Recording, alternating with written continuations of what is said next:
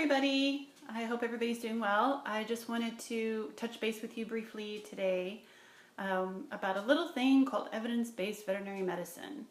Some of you may have already heard that term. It's something that is growing in popularity among our profession and definitely something that needs to be on everyone's radar as we start to learn more about how to use EBVM in our practice and what it means for us in our daily lives and how we can use it to help our patients. For those of you who don't know, I'm Jennifer Garcia. I am a veterinary internal medicine specialist and I am the co-founder of Vet Companion.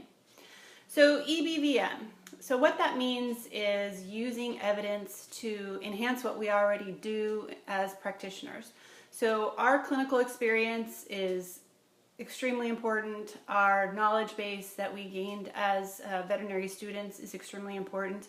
But then this other thing that we need to include into that is evidence-based information. So scientific literature, what's the most current, what's the most useful bit of information that we need to use to also incorporate that into the decisions that we make when it comes to treating our patients.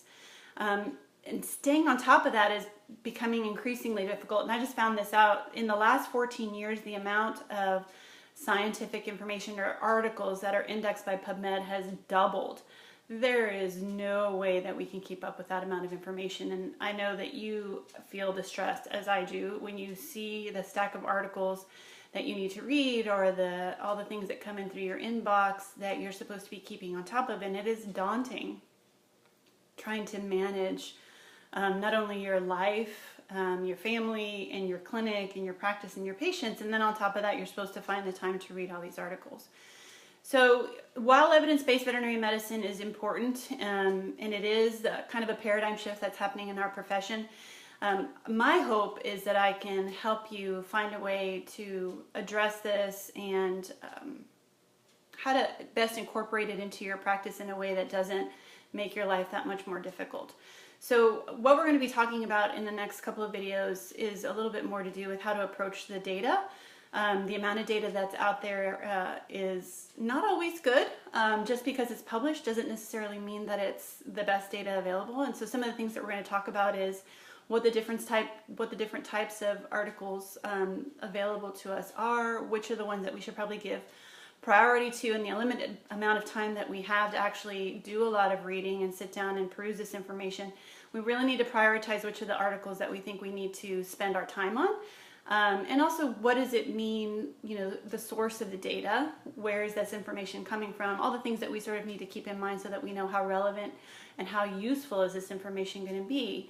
As we start to take a note from our colleagues on the human side, evidence-based practice has been something they've been doing for a long time, and it's now sort of coming over into our space. And your clients are going to be aware of it, so it's definitely something that they are going to hold you accountable to, and knowing that you're practicing the best and most cutting-edge information that you can, using that information to tailor your approach to each individual patient.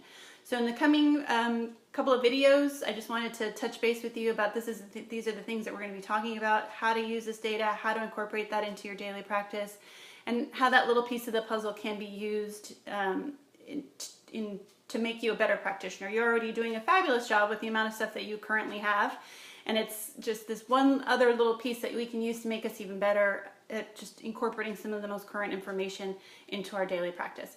So hopefully I will see you soon. If you have any comments for me or any questions, things that you would like for us to talk about when we talk about some of the evidence-based veterinary medicine stuff, please feel free to leave me a comment below, and I will talk to you soon. Thanks. Bye.